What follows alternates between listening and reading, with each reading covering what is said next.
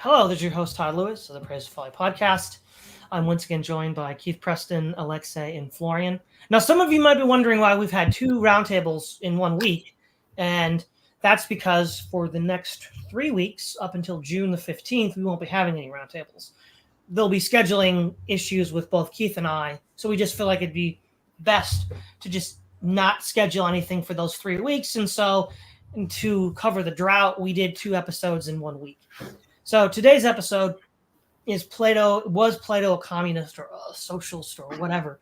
So when I was going to college, one of the things that was kind of trendy was intellectuals pushing back on this, saying, oh, the Republic's a metaphor. The Republic is just an allegory for the soul.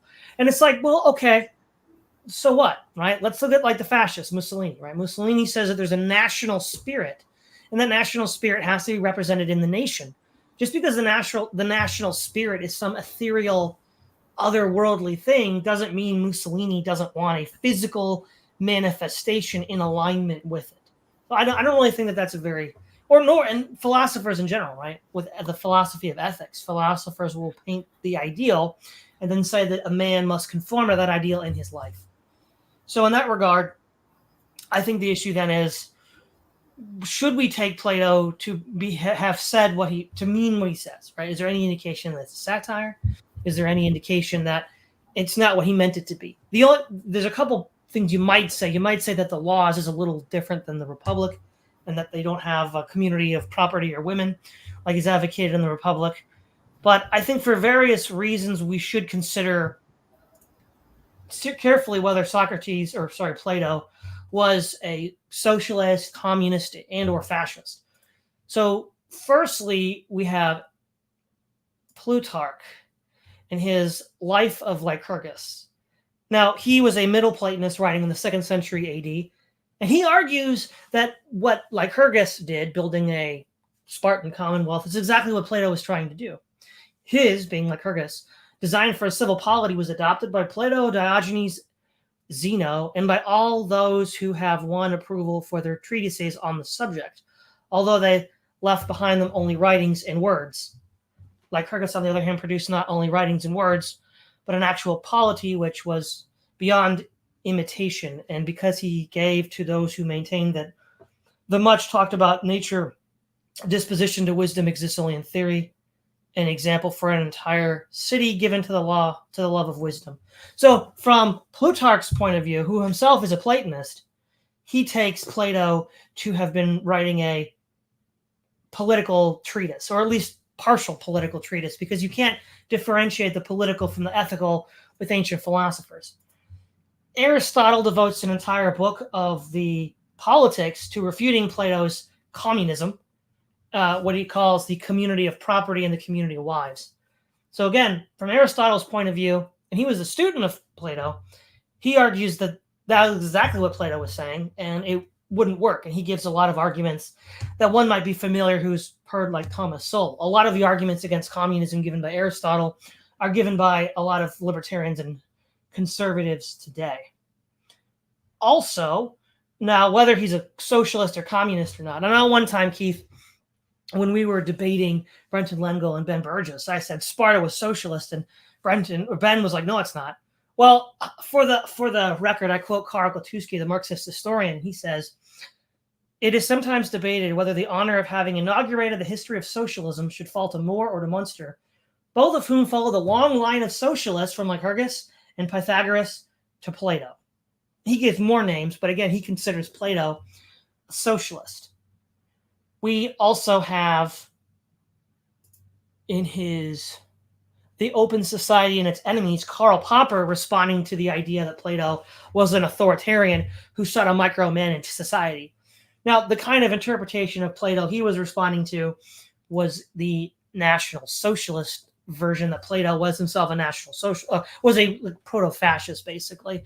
There was a Nazi thinker named Hans F. Gunther who sort of advocated this idea that because of some of the eugenic policies of Plato's Republic, that it had interesting implications for the then National Socialist regime. So the point of this is not to say, okay, is Plato a communist? Is he a fascist? Because in one sense, those are somewhat anachronistic for modern times. But what I think it is interesting to question is, does Plato represent a sort of authoritarian strain in Western political thought?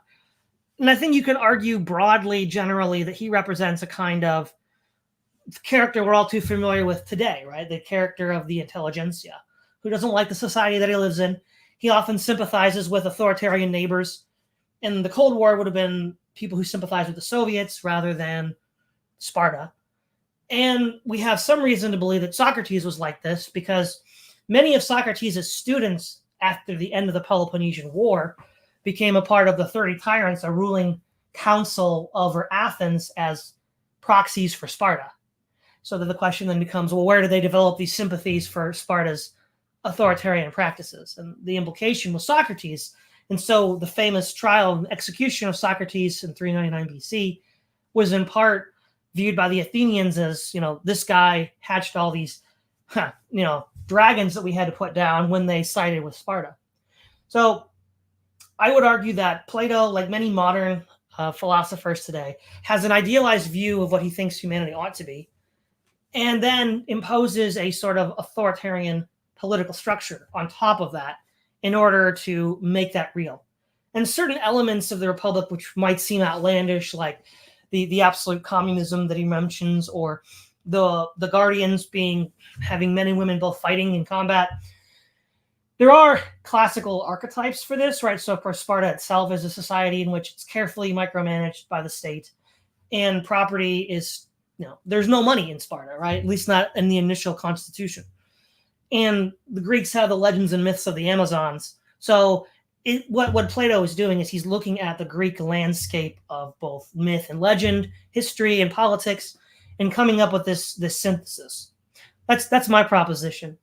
So Keith, what are your thoughts?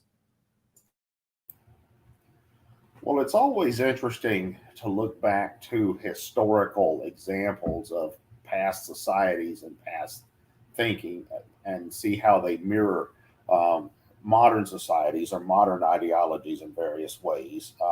I've spoken before in other contexts about how you can really find prototypes for most of the modern ideologies in some of these very ancient systems of thought. For instance, in Greece, you could say that Aristotle is the first conservative, or at least the one first we have record of. Or you could say that Plato was the first communist, or you could say that Zeno's Republic was the first model for an anarcho-communist society.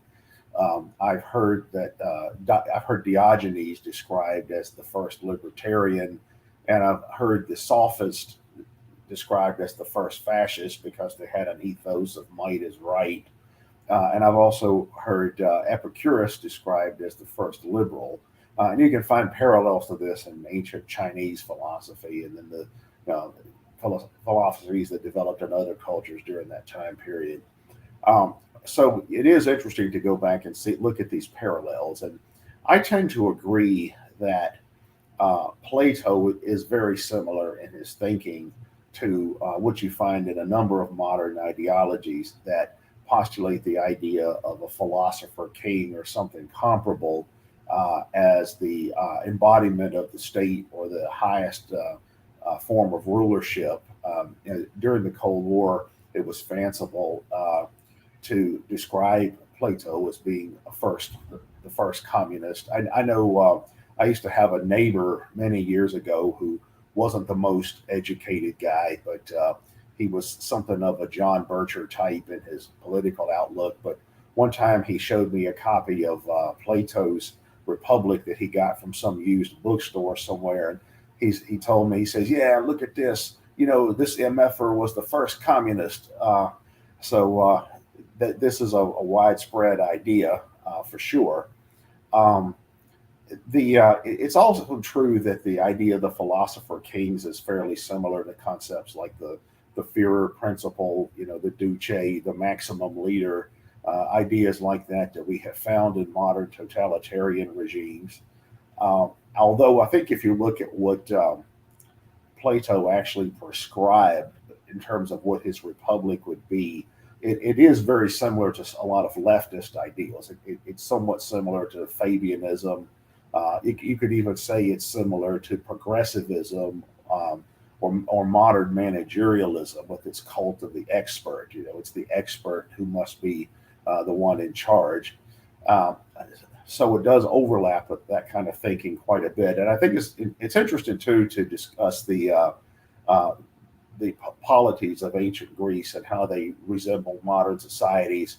I know way back when the Cold War was first started going on, when it was still going on, and I was first starting to read up on some of this ancient history. I remember thinking the Spartans sounded a lot like the Soviets, whereas the Athenians sounded more like the West, more of a commercial, seafaring naval society. And I tend to agree with the Marxist theorists who say that Sparta was a socialist society. I think the older wave of Marxists tended to have a much better understanding of their own theories than a lot of the modern ones do. I think a lot of the people who get passed off as socialists today are probably closer to being Epicureans than Spartans. But the the lineage of this is interesting because you see ideas like this popping up repeatedly at various historical junctures. Although you can also find parallels for this in other parts of the world. For instance, in China, in traditional China, with their civil service examination system, you had this system where you had these, I guess you could say, elites of scholars that weren't the absolute power. The absolute power was the emperor, but they were very similar to the idea of ministers or regents that you might find in a Western monarchy that were chosen for their expertise and appointed as a type of managerial class. So they also preceded the idea of modern managerialism to some degree. But this is a powerful strand that seems to run through a lot of ancient philosophy and ancient political systems or medieval ones that then have worked their way up into present times. Okay, Alexei. Well, whether Plato should be seen as a communist is a question that we can examine first and foremost through Karl Popper's study, The Open Society and its Enemies. That's a book I've read back when I was 19 years old as a freshman philosophy student. And I must say that I do find Popper's argument to be convincing. However, communist is not the term that Popper used. The term Popper would have used would be an opponent of an open society. For Popper, there is a fundamental difference between the point of view shared between Plato, Marx, and Hegel, which he sees as opposition to the open society, and one you will find in John Stuart Mill's On Liberty. In On Liberty, Mill argues that politics should be like a science, open to independent question. Essentially, it means that because politics is such a complex and a dynamic study of human nature, nobody can ever have the final word. So we should conduct experiments. We should invite people to critique our points of view. And we should never be certain that we have the final word on anything. Plato's epistemology stands diametrically opposed to this. It is grounded on his theory of forms. For Plato, the political truth is a lot like the mathematical truth, meaning that it is an abstract idea that resides in the heaven of ideas. It has a pure and an incorruptible form that one can achieve, one can understand through the exercise of the intellect alone. And one understands it the same way that one understands a mathematical proof. Now, think about how you can go about becoming a strong mathematician. Well, you study math, you conduct proofs, and you engage in abstract thought. And with math, you either get it or you don't. You understand the theorem or you do not. And if you do understand it, there is absolutely no reason for you as a math professor to be entering a debate with your student, because that is the difference between somebody who knows how math works and who does not. And the relationship here is simple. There is a communicator of knowledge and then there is a recipient. Plato goes on to discuss this in the allegory of a ship. For him, democracy and statecraft, not so much democracy, statecraft is like navigating a ship. There are people who know how to navigate their way around treacherous waters, how ships work, and those who don't. Well, what is wrong with this as far as Popper is concerned? For Popper, this is simply a fundamental misunderstanding of politics. It's not like math. And Popper has a more empirical and a more Aristotelian view of the epistemology of politics. That it's for Popper, the art of obtaining knowledge of politics requires thorough examination, revision of our biases, and an openness to different points of view. That's not to say that there is something postmodern or relative about it. And in fact, just the opposite. But it is that knowledge of politics for Popper and for Aristotle are grounded in concrete phenomena, the same way that knowledge of biology may be. That it's not the case that you can understand biology or chemistry just by working out proofs on a piece of paper. Instead, you have to go out to the field and conduct actual experiments. So that is the contrary point of view. And for Plato, the theory of forms essentially leads into an authoritarian understanding of politics, and that's why he wants some people to specialize in the art of statecraft, the philosopher kings. The reason for this is simple: that they have the knowledge of the higher truth. So why shouldn't they act like the teachers of mathematics in the classroom? And why shouldn't everybody else have the humility and the wisdom to accept them as the purveyors of absolute truth? In the second volume of The Open Society and Its Enemies, Popper draws a line between Plato and Hegel. Hegel went on to argue that the Prussian state can step into the role of the philosopher kings, of the vanguard party, and bring about wisdom and enlightenment to the benighted lands. And of course, Karl Marx himself had his own theory of the vanguard state. And we also see some elements of this in certain Islamic theocracies, where of course some Islamic clerics or sheiks may have a way of knowing God's higher wisdom, and they need to pass it down to others. So this really brings up a fundamental question. Is politics like math, or is it more like a science? If it is more like math than it is a science, then there should be nothing in principle wrong with the totalitarian conception of politics. And if it's more like a science, then, well, you've got to wonder, where do we put the limits on the ignorant people questioning the more knowledgeable people? That for John Stuart Mill, this is really no big deal. And Spinoza also argued that in democracy, we should not fear absurdities, because the stupid ideas will eventually be drowned out, as they're not going to make sense. They're not going to pass the elaborate laboratory test. So the same way we shouldn't fear absurdities in science. Eventually, they'll get refuted. Eventually, they'll be exposed for what they are. And that would be the answer to Plato. But as far as Plato is concerned, why bother wasting time conducting laboratory experiments on fundamental truths so you can just work out on paper? Is Plato a communist? That's something we can explore later, but he's certainly totalitarian. That much is clear. And then Karl Popper has evidenced that in dramatic detail. Okay, Florian. Yeah, good points. I would respond to Alexei's question whether politics is like math or like science. I would say politics is like math with axioms that benefit the ruling class, and there is no real laboratory on which to test stupid ideas. They will remain if not tested, and so they can remain for a long while, right? Like evolution, anything that sort of is able to still trudge along, even if it's not an optimal idea, will still be carried along.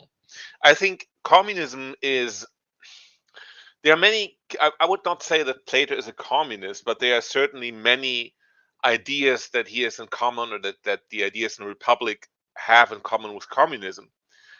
I always thought, and that's how I grew up, that's how would you say, like viscerally or intuitively remember it, because my mother is a 1968 generation, or the German version of the baby boomers, and so that generation is very much pro, or like gravitates more towards socialism than towards capitalism. And I think socialism and communism always has this element, this metaphysical element of of something non-transactional, right? So and no surprise that Plato may come across a communist from the mindset that was predicated on honor, right, and on working together for a greater good. That's something that you can't get in a transaction society. For example, if you read Atlas Shrugged as like the complete antipode, like an objectivist book, and she says there needs to be always personal profit as a motive in all the transaction that people do. She would go so far and say that even in a family, somebody should only work for his brother, for example, if there's a profit, uh, uh, like direct profit emanating from that, which is completely unrealistic. I mean, I carry the couch down the stairs for a friend. I do that even if he doesn't pay me immediately, because I know he'll repair my bicycle a few months down the road if need be, right? There's a lot of element of pay it forward and pay it back, and there's a lot of unwritten rules or unwritten back and forth tit for tat that people engage in, that isn't really measured in a transactional medium like money, right? um and then and then so this how should I call it, this metaphysical element, this non-transactional element, of course, that that can correlate with communism, because we are there for greater good, right? We do something for, like, the individual doesn't matter anymore in extreme form. It's we are all but seeing ourselves as part of a total structure. And that is where communism goes too far, of course, because you cannot have, you need to give some profit to people at some place, right? If they don't get anything ever back, then they won't do it, right? And communism has the flaw that you cannot have a huge republic, if you wish, where the state sort of like is the overall mission, because people's individual missions are too different from the you cannot always act in favor of the global idea of a state. And I would say that's a weakness in Plato's Republic, where he had I forgot the name, a protector class or a guardian class, auxiliaries. That's how he called them, right? This would be soldiers and related people, bureaucrats maybe, that are there only for the benefit of the state, and they would not own any personal property, and they would be solely there for the benefit of the state. And I wonder if that would even work, right? Because on the individual level, you do want to have some profit, something for yourself, right? You cannot just do something for an anonymous state. But that's a weakness that I would say, and that's something, some element in Plato's Republic that wouldn't work, and that's also an element that we see in communism that doesn't work, right? Um, but on on for this reason, because it has these metaphysical elements of, we do something for the greater good. That's why maybe his Republic and other related works have been cherished by communists, or have been, so look, this is a good example from the past, and probably why the baby boomer generation gravitated towards that and discussed these ideas, including their detractors like the John Birch societies, who were appalled at like seeing like Plato as a potential first communist, right? But that was the time that people in like the 1950s, 1960s, especially the baby boomer generation, they wanted to get away from just a pure transactional society, right? They wanted to work together for greater good, and they were very communal oriented. So then it makes sense that they also discussed Plato, in as some form of early communism, or some of the ideas. And I think that's how we need to see it. There's some communist ideas in Plato's Republic that are in line with ideas of modern communism, but the entire book is probably not the communist work or socialist work. Right. So the idea of modern socialism and modern communism Right, the ideas that eventually evolve into it, right, don't appear fully formed, right, but there are antecedents. So, for example, Keith, you've mentioned how anarchists think that Lao Tzu was an antecedent to anarchist thinking. But there's two antecedents in Plato's Republic that are very clearly have been a long-standing communist dream, and arguably even more broadly a hermetic occult dream. Common ownership of property, right? So this is from Book 4 of the Republic. I believe that these helpers must not possess houses of their own, land, or any other property, but they should receive from the other citizens for their support the wage of their guardianship, and all spend it in common. That was the condition of their being true guardians. So then there's that. And then he talks about women being held in common, which let's see if I can find it here.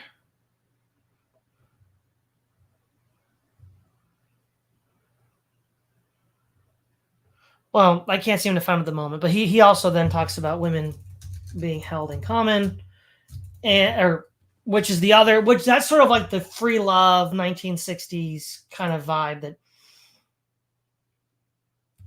you know, that was also, I think, feeding into this. You know, parents, here we go. That these women shall all be common to all the men, and that none shall cohabit with any privately, and that the children shall become common, and that no parent shall know of its own offspring, nor any child its parent. Now, this aspect also has tied into it the idea of eugenics, where there's a secret lottery where the guardians decide who reproduces. So we have, that's where maybe the Nazi element or the Nazis drew inspiration from. And so I think in that regard, these two core concepts that socialists have drawn from, the idea of property and then wives in common, is strongly advocated in the Republic. And in that regard is something that Aristotle took as a serious proposition, which he thought was, on Plato's part, very foolish. And so, yeah, these ideas would eventually lead into communism, but themselves, you know, it's not like Karl Marx's Das Kapital or anything like that. He's not giving some sort of analysis of market forces. But I think he can say he's a part of, you know, to use your analogy of streams, Keith, streams going into the woke, I think Plato does provide one of the streams that flows into modern socialism. Keith. Yeah, I think that to trace the history of modern socialist ideas and to leave out Plato would be a mistake, to be sure. But I do think that the idea of the philosopher king that you find in Plato is something that's more influential than merely with socialism. I think there's always been this tendency among elites to view themselves as superior and therefore entitled to rule by virtue of their alleged superiority. And you find this as across the political spectrum. I know Thomas Carlyle, for example, who's considered a hero of the right, had some similar ideas.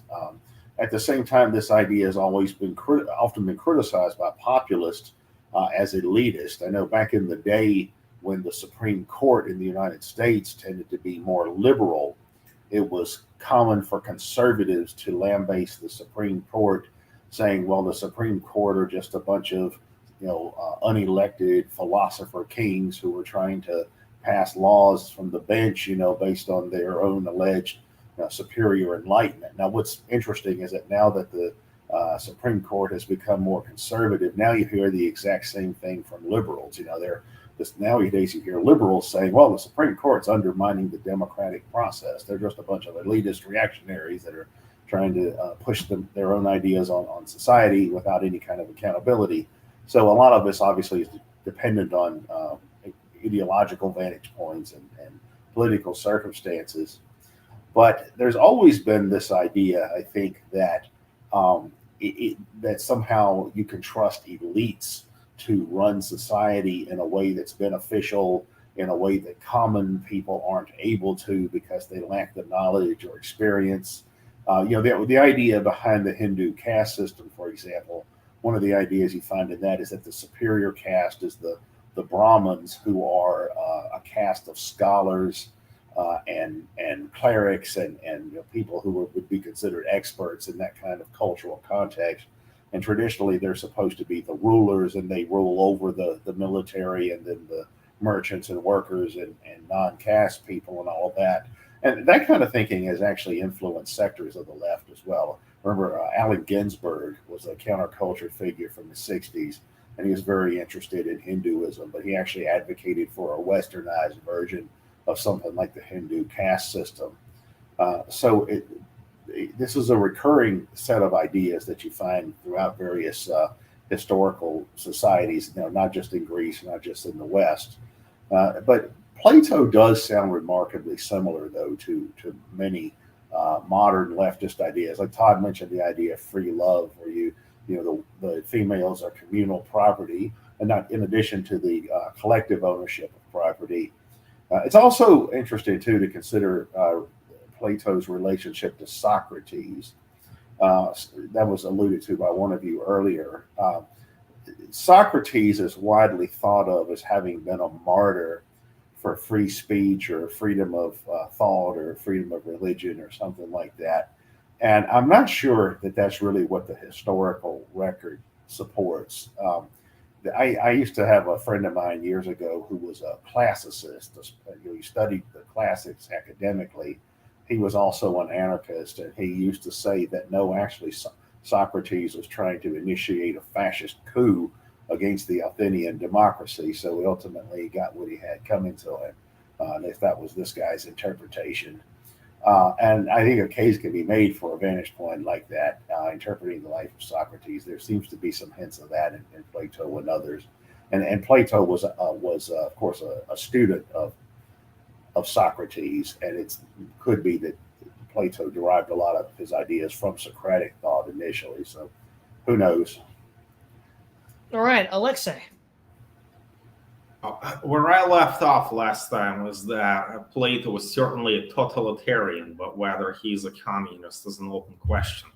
So let's get that point straight by clarifying what exactly communism is. First and foremost, communism is a totalitarian system, and Plato checks that box. And totalitarian, as Hannah Arendt defines it, means a system of thought that aims at a profound transformation of consciousness. Communists certainly have that going for them.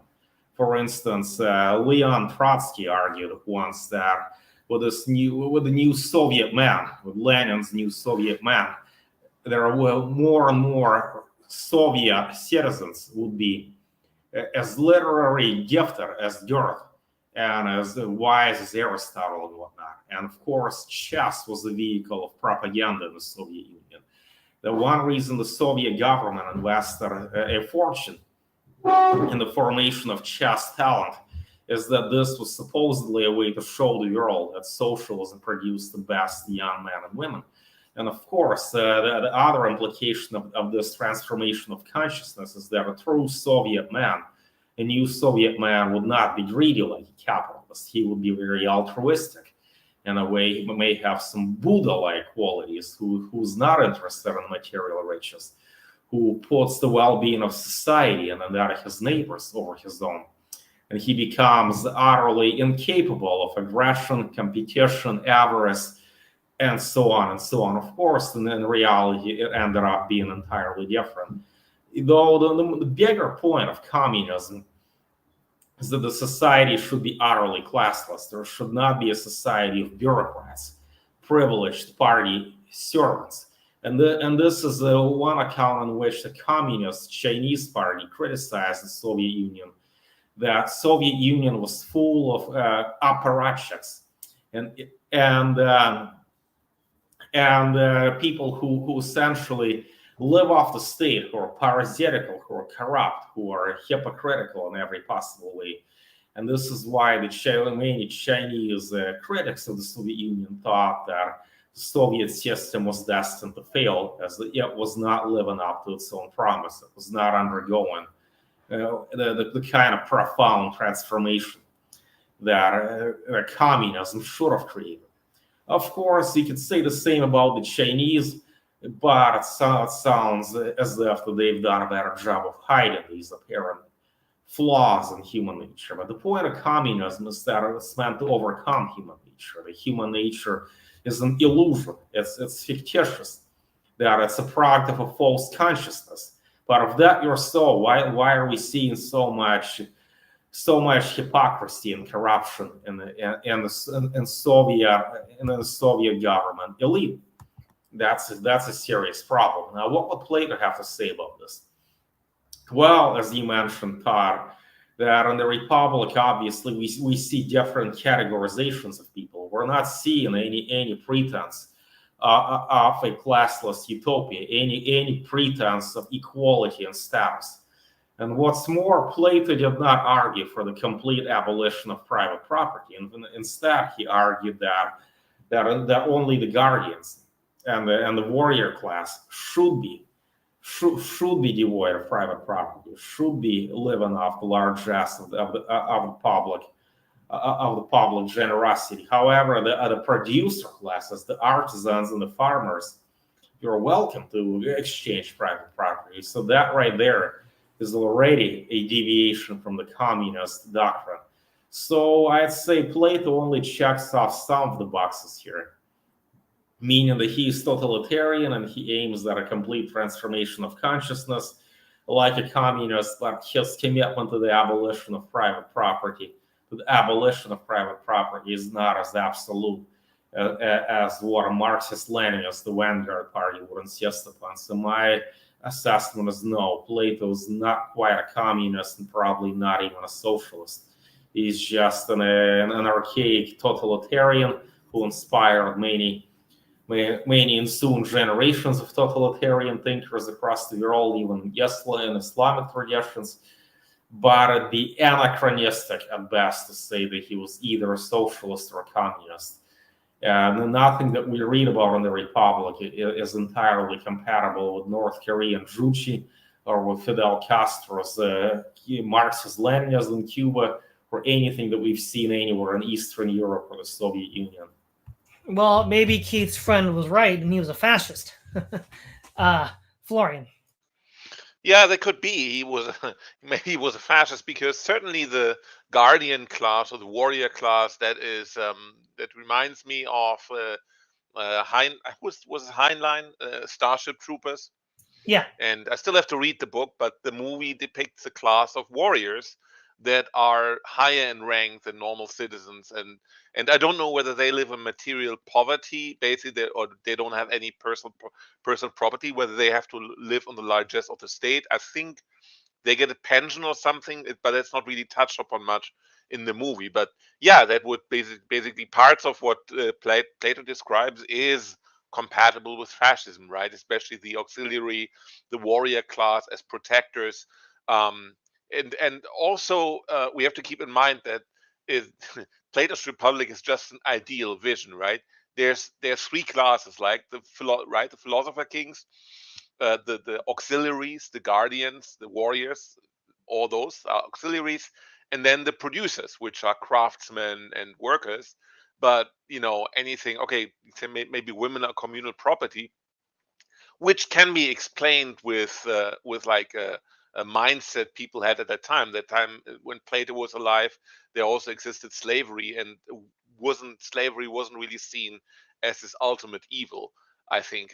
So there are certain tendencies which seem alien to us now, which can be explained by the context of the time. But there's certainly you have to get people somewhere that don't fall into all three classes, right? I mean, if you're not a producer or a worker, not everyone is a craftsman, right? So to categorize everyone as producer, if it's not a guardian or philosopher king, that doesn't quite work, I think, in practical terms.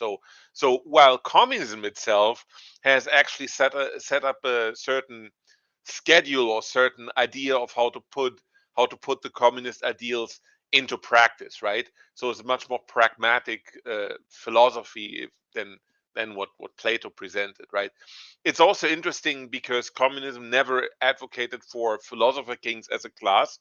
It's a classless society. Yet still, curiously, you have all the people that basically promote socialism would, I think, I get the impression at least, that they would see themselves in the role of a philosopher king is sort of at the head of the state in a communist utopian society. So they don't really take that into account. I mean, nobody says I want a socialist utopia where I can be a worker who is never compensated. Yes, I want to work in the salt mines.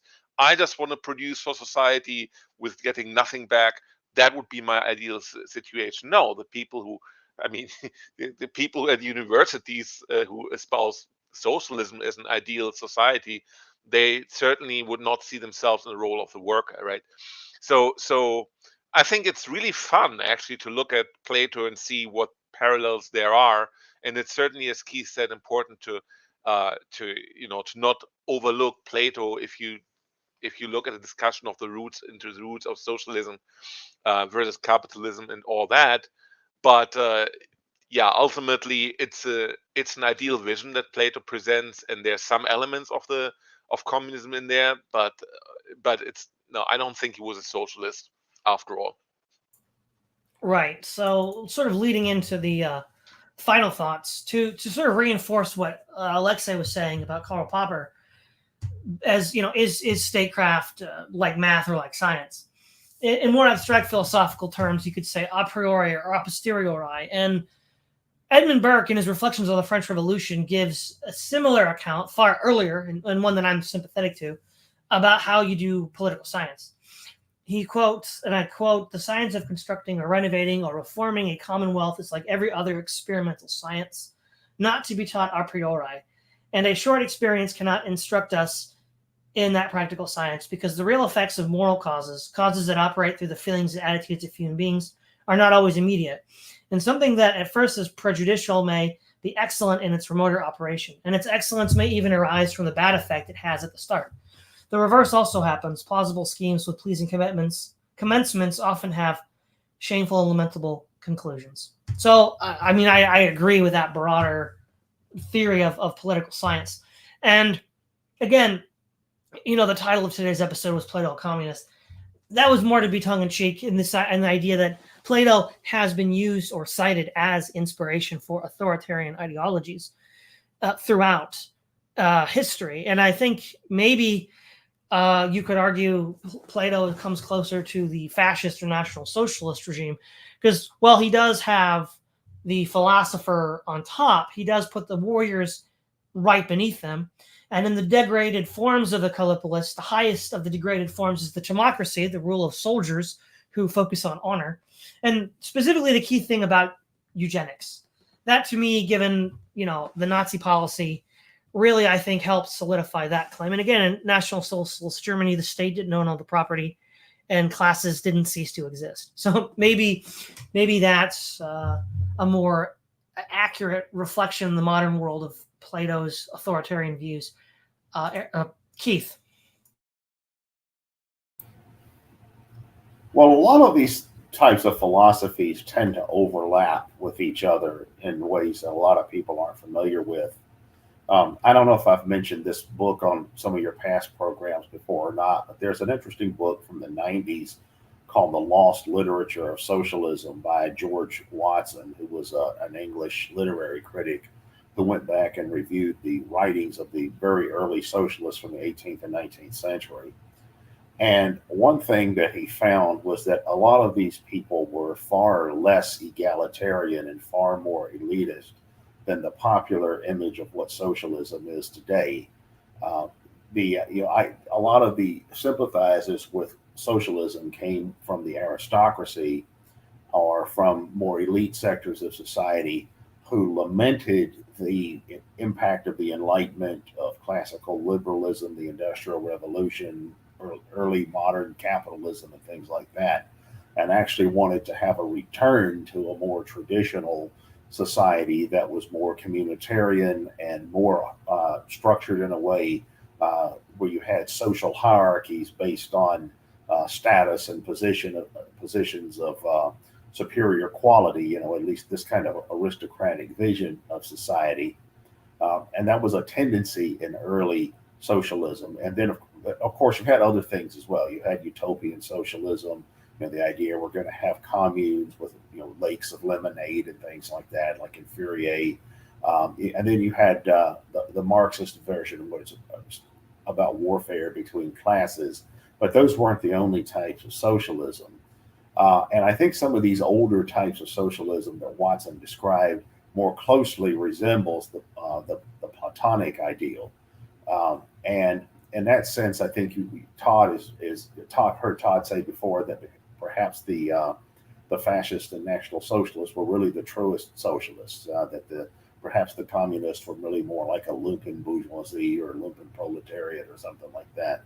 And perhaps a case could be made for that, because if you look at actual socialist societies that endured for any amount of time, they did start to adopt features that are fairly similar in some ways to the Platonic ideal. Well, one example today is China. If you look at China today, China has abandoned the Maoist idea of pure communism and retreated to something more like Lenin's new economic policy in terms of its economic outlook. But then the party, the Chinese Communist Party, really assumes the role of something like the philosopher Keynes. One of the German prime ministers, it was either Helmut Schmidt or Helmut Kohl, I can't remember, it's one of the Helmuts, once told Deng Xiaoping, he said that, well, it looks like your system is more Confucian than communist. And Deng Xiaoping reportedly said, well, whatever works. And I do think modern China, well, contemporary China, fairly closely resembles that. In many ways, it resembles a type of Confucian ideal where the market economy, functions within this kind of, supposedly communist framework, but it's sort of managed capitalism. And that was what the Soviet Union was moving towards under Lenin before he died. And I think you could, in many ways, reconcile that with a Platonic philosophical framework. Okay, Aleksey. Deng Xiaoping, in fact, said that it doesn't matter what color the cat is as long as it catches mice. And that was his way of explaining that it doesn't really matter if China stays communist as a matter of doctrine or orientation. What matters is whether it serves the public good, whether it generates economic growth. And that's the question I'd like to turn to Plato. The question is not whether Plato was a communist, as that question is anachronistic. Plato never heard of communism. Nobody talked about it at that time. It's just that he now looking back, he seems to have some things in common with modern communists, but not quite enough. And so the question I'd ask is there something to be learned from Plato in terms of how society should be organized? Or is it best to simply leave that behind and take a more Aristotelian approach? Well, it's not that there are only two options, but I do find Aristotle's view on human flourishing much more persuasive than Plato's. Aristotle argued in Eudaimonia that happiness is down to all human activity, or well-being, we could say. And a politically desirable course of action is one where the polis, society, thrives, whatever is most conducive to human flourishing. To me, that sounds like common sense, and I don't see much of that in Plato. If anything, Plato would argue that there is some higher idea of the political good that the philosopher kings must access and must understand somehow. And there is no empirical testing to be done. There is no reason to cross-examine different ideas to see what works and what doesn't. So Aristotle, to me, offers a far more persuasive theory of how we should organize society, and then who should do the organizing. With Aristotle, well, there is no philosopher king. Essentially, there should be a free-flowing interaction between various members of society where an unwitting collaboration emerges. And Aristotle had a theory on that too, on class relations. Long before Berendt and Moore famously said that there is no such thing, there is no bourgeois, there is no democracy. Aristotle anticipated this theory. Aristotle argued that that middle class should function as the buffer between the upper class and the lower class. You see, if you have an upper class dominating the way things work in a society, well, it becomes an aristocracy that they just do what's best for them and they repress everybody else. On the other hand, if we have a revolution from below, then again, we're going to have the upper class exterminated. And that's not good either. Yet, if we have a robust middle class, then there is a way to reconcile the countervailing and competing agreements, the competing ideas between the upper and the lower class. Now, with Plato, we don't have any of that. Plato did argue that society should be divided based on different responsibilities, and of course, unlike a communist utopia, there is no dictatorship of the proletariat. There are nonetheless class differentials. There are warriors, there are philosopher kings or guardians, there are artisans, and obviously they're not all equal. And I don't know if there is any utility in that. I don't know of any functional society that benefited from this Platonic division of responsibilities.